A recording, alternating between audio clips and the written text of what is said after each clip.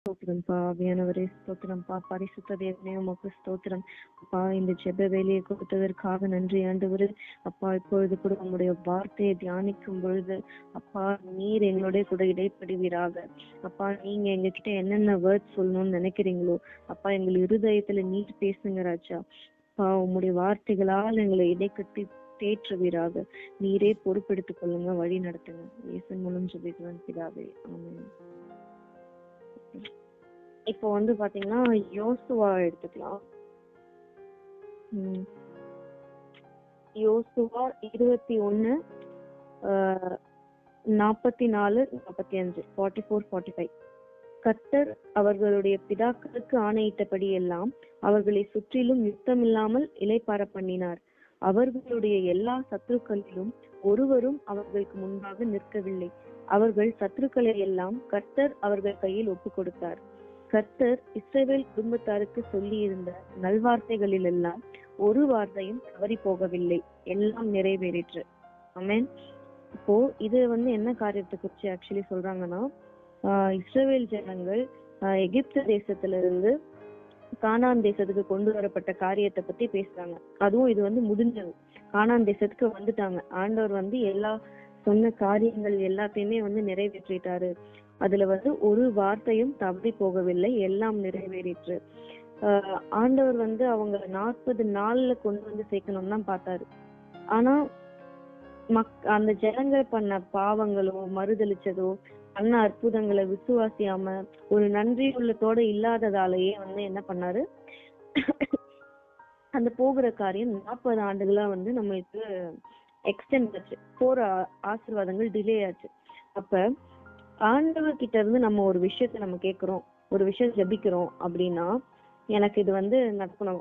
For example, நான் இந்த வாரம் எனக்கு என்ன சொல்றேன், எனக்கு இது வேணும், எனக்கு ஒரு ட்ரெஸ் வேணும். ஃபார் எக்ஸாம்பிள், இந்த வாரம் எனக்கு ட்ரெஸ் வேணும், இல்ல நான் இங்க போனோம் அங்க போனோம்னு கேட்கிறோம். ஆனா அவர் சொல்ற படி எதையுமே நம்ம கேட்கறது கிடையாது. நீ அப்போ அமைதியா இருக்கணும், நீ இந்த இடத்த விட்டு எழுந்து போக கூடாது. எல்லாமே எக்ஸாம்பிள். இந்த இடத்த விட்டு எழுந்து போக கூடாது, நீ இங்கதான் உட்கார்ந்து இருக்கணும்.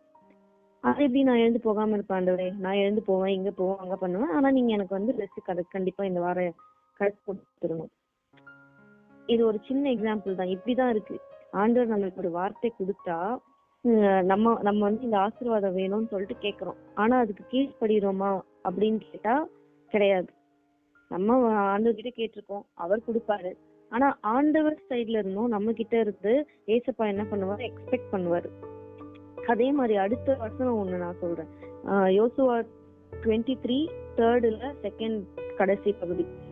உங்கள் தேவனாகிய கர்த்தர் தாமே உங்களுக்காக யுத்தம் பண்ணினார். அவர் நமக்காக, நம்மளோட பாடுகளுக்காக, கஷ்டங்களுக்காக, பாவம் சாபம் எல்லாத்துக்காகவும் அவர் யுத்தம் பண்றார். யார்கிட்ட? எதிரியான சாத்தானோ மனுஷர்களோ யார்கிட்ட இருந்தாலும் சரி, ஆமா, கர்த்தர் நமக்காக யுத்தம் பண்றார். அப்ப அவர் நம்ம யுத்தம் பண்றப்ப நம்ம எப்படி இருக்கோம், அதுக்கு ஏற்றம், அதுக்கு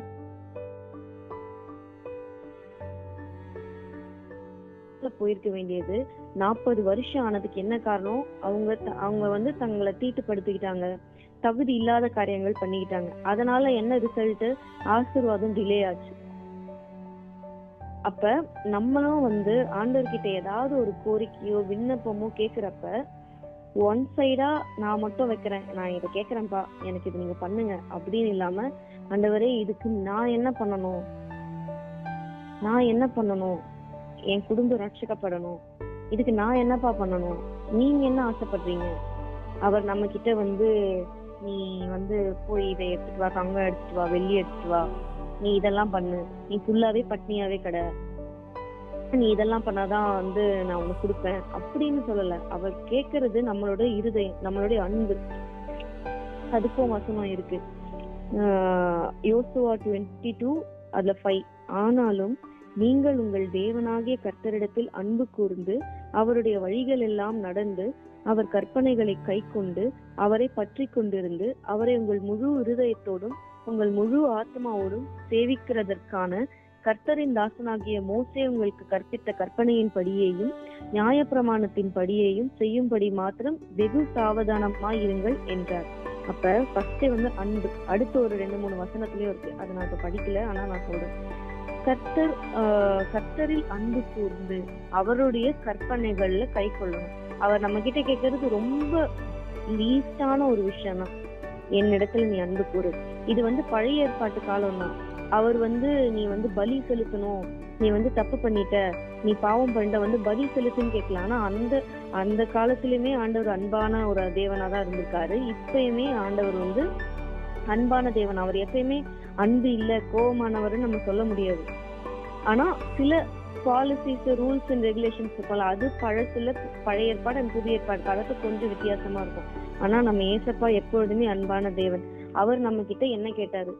என்ன விசுவாசிங்க, என் மேல அன்பா இருங்க, ஃபர்ஸ்ட் என்கிட்ட ஜெபம் பண்ணா நடக்கும்னு நம்புங்க, நான் உங்களுக்காக எல்லாம் யுத்தம் பண்ணுவேன். என்கிட்ட ஜெபிச்சுட்டு நீங்க டெய்லி உட்காந்து அழணும் புலம்பணும் அவசியமே இல்லை. அடுத்தவங்க கிட்ட வந்து எஸ்பெஷலி உலக பிரகாரமான மக்கள் கிட்டயோ நம்ம கவலையை வந்து நம்ம கஷ்டத்தை ஃபர்ஸ்ட் சொல்லவே கூடாது. நம்மளுடைய கஷ்டம், கவலை, நெருக்கம், என்ன சூழ்நிலை இருந்தாலும் நம்ம ஃபர்ஸ்ட் யார்கிட்ட சொல்லணும்? ஏசப்பா கிட்ட சொல்லணும். அவர் அதுதான் எதிர்பார்க்கிறாரு. என்னை நேசிக்கிறாயா, என்னை நேசிக்கின்றாயான்னு ஆண்டவர் வந்து என்ன பண்றாரு? ஒவ்வொருத்தரையும் கேக்குறாரு, என்ன நீ நேசிக்கிறியா? நம்ம கேட்போம்ல, ஏசப்பா என்ன நேசிக்கிறீங்களா, நான் பாவம் பண்ணிட்டேன், நான் ரொம்ப தப்பு பண்ணிட்டேன், என்ன மன்னிச்சிடுங்கப்பா ப்ளீஸ்பா அப்படின்னு நம்ம போறோம்ல. ஆனா நம்ம எத்தனை வாட்டி போட்டாலும் ஆண்டவர் நம்மளை ஏற்றுக்கொள்வார். பட் அவர் சைட்ல இருந்து யோசிச்சு பாருங்க, ஒரு நிமிஷம். நம்ம தேவை எல்லாமே விட்டுடுங்க, எனக்கு இது தேவை அது தேவை கஷ்டம்னா விடுங்க. அவர் என்ன எதிர்பார்க்கிறாரு நம்ம கிட்ட இருந்து? உள்ளத்தை கொடு, என்ன நேசி, என்ன பாரு, நான் கொடுத்திருக்க கற்பனைகள் நியமங்கள்ல நீ ஃபாலோ பண்ணு, பொய் சொல்லாத, திருடாத, அப்பா அம்மாவை மதிச்சு நடக்கணும், இந்த மாதிரி எல்லாமே ஜெனரல் காமன் ரூல்ஸ் தான் நம்ம கொடுத்திருக்காங்க.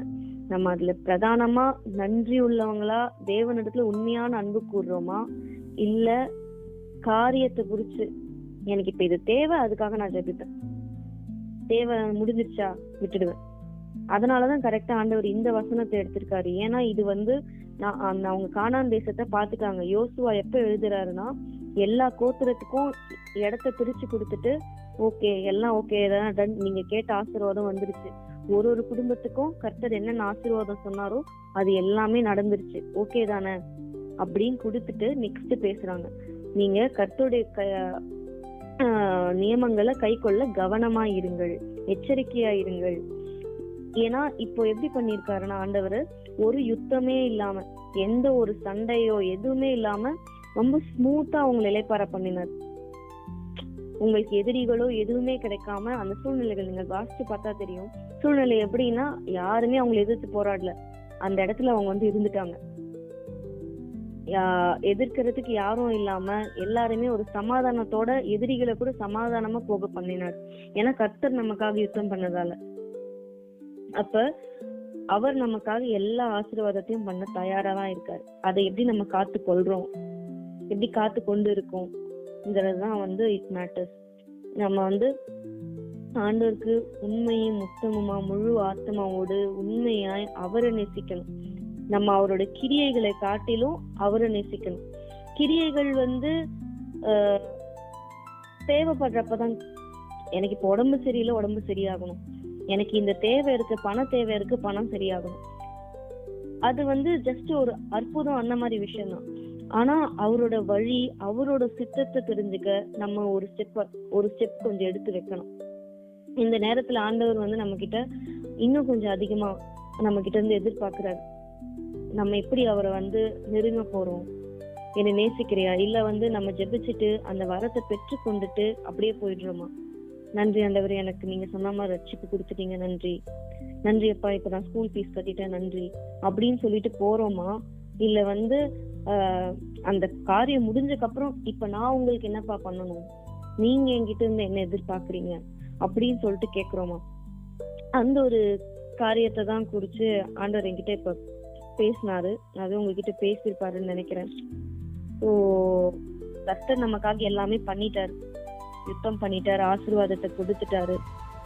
ஆசீர்வாதம் இன்னும் வரப்போற ஆசீர்வாதத்துக்கு தடையா இருக்கிறது கூட நம்மளோட பிஹேவியரா இருக்கலாம். இந்த இஸ்ரவேல் ஜனங்கள் மாதிரி ஒருவேளை அவங்களுக்குள்ள இருந்த பாவங்கள் நமக்குள்ள ஏதாவது இருக்கலாம். ஒரு ஆசீர்வாதம் தடையா இருக்குன்னு என்ன ஆண்டவர்கிட்ட ஒப்புரவாகுங்க. இந்த வேலையில ஆண்டவர்கிட்ட நான் என்ன ஒப்பு கொடுக்குறேன்ப்பா, நீங்க பாத்துக்கோங்க, என்னோட தேவை எல்லாமே அவருக்கு தெரியும். நம்மளோட தாயின் கருவில் உருவாவதுக்கு முன்பதாகவே அவர் தெரிஞ்சிருக்காரு. நம்மள பேர் சொல்லி அழைத்த தேவன், நம்ம தலையில இருக்க ஒரு முடி கீழே விழுந்தா கூட அவருக்கு தெரியும்னு சொல்றாரு. அவ்வளவு தெரிஞ்சவர் நம்மளுடைய கஷ்டங்கள், தேவைகள், நெருக்கங்கள் என்னன்னு தெரியாம இருப்பாரா? நம்மள அப்படியே வெட்கப்பட்டு போக விட்டுருவாரா? கண்டிப்பா கிடையவே கிடையாது. யார் யாருக்கோ என்ன சொல்றது, ஒரு பறவை, ஒரு விலங்கு, செடி கொடிகளுக்கு பண்ற ஒரு அற்புதம் நம்மளுக்கு பண்ண மாட்டாரா? நம்ம அதை விட விசேஷித்தவங்க தானே. அப்ப ஆண்டவர் நம்மளுக்கு கண்டிப்பா எல்லாமே செய்வாரு. அதுக்காக நம்ம அவருக்கு என்ன செய்யறோம், நம்ம அவர் மேல எப்படி அன்பு கூடுறோம், இனி நம்ம பார்வை அவர் மேல இருக்கணும். நம்மளோட தேவைகளோ இந்த இமீடியட் தேவைகள், அவசர தேவைகள் இதுக்கு இல்லாம ஆண்டவர்கிட்ட அவர் என்கிட்ட என்ன எதிர்பார்க்கறாரு, நீங்க என்கிட்ட என்ன எதிர்பார்க்கறீங்க, நான் எப்படி இன்னும் அதிகமா உங்ககிட்ட அன்பு கூறுறது அப்படின்னு கேட்டு ஆண்டவர்கிட்ட நெருங்கணும். இதை காத்து கொண்டாதான் மத்ததெல்லாம் ஆட்டோமேட்டிக்கா கிடைச்ச ஆசீர்வாதம், ரட்சிப்பு, மத்த என்னென்ன தேவைகள் உங்களோட தேவைகள் இருக்கோ அது எல்லாமே ஆட்டோமேட்டிக்கா ஆண்டவர் பார்த்துக்குவார்.